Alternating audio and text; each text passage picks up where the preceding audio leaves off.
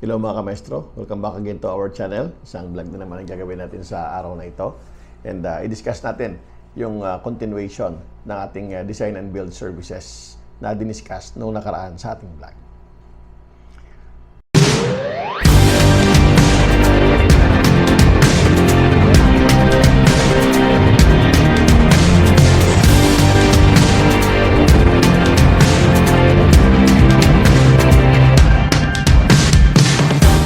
So ngayon mga ka-maestro, ang pinaka magandang topic na naisip ko in continuation doon sa vlog natin ng Design and Build Services by Administration ay ang pagkakaroon ng isang bookkeeper or accounting bookkeeper sa ating mga projects.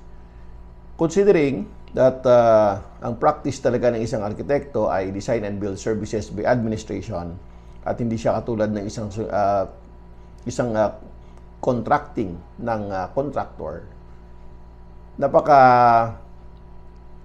mahalaga sa atin ang pagkakaroon ng isang accounting bookkeeper. If you remember in our discussion, ang design and build services by administration ng isang arkitekto ay hindi katulad ng isang contractor na nagkakaroon siya ng interest sa profit, no? And sa pera ng kliyente.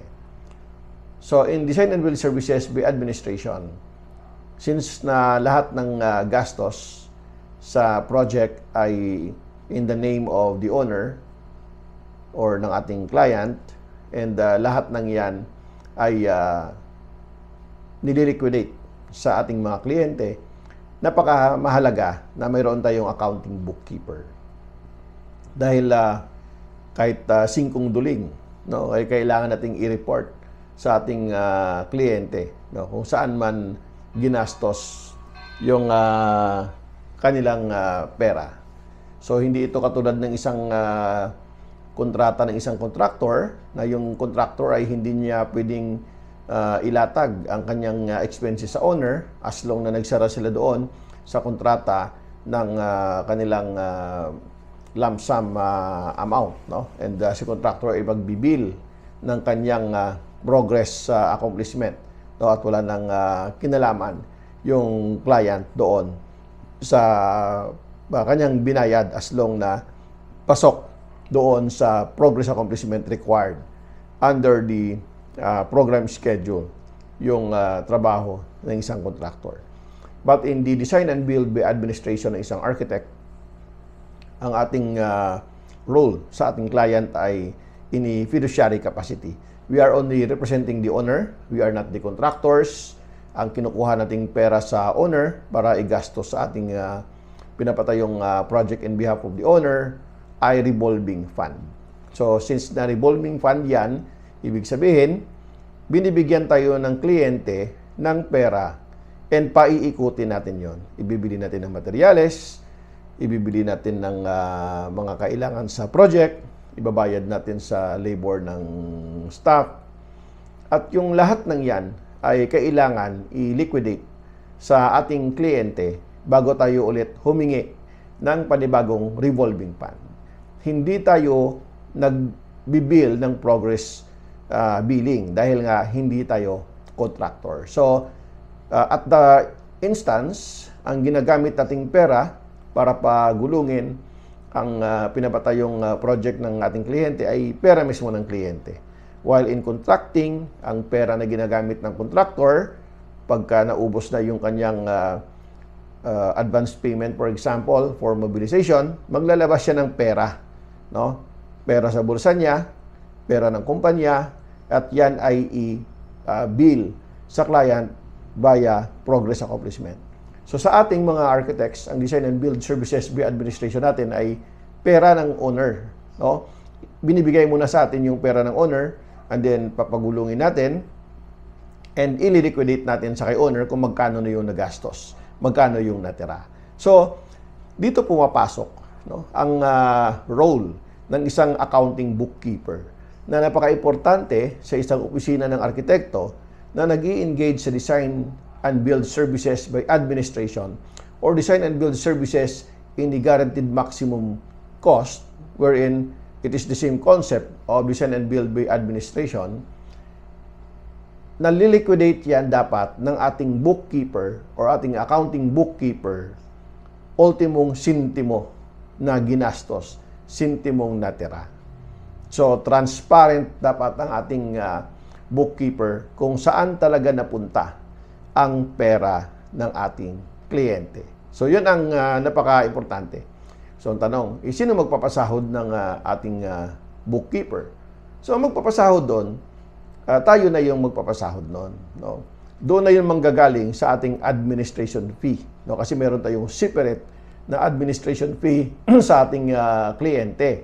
Doon natin yun kukunin, no? Kumbaga overhead yan ng ating opisina, roll natin yan sa ating kliyente when the client engage our services in the design and build by administration. So, isa sa pinakamalaking tulong yung accounting bookkeeper, no, dahil sila ay talagang masinop mag-record ng mga expenses na lumalabas pasok sa bulsa ng arkitekto na galing naman sa client as a revolving fund. So, yun ang kailangan, no, pagka kayo ay nag-practice ng design and build by administration in a fiduciary capacity, ibig sabihin, kailangan natin ng bookkeeper.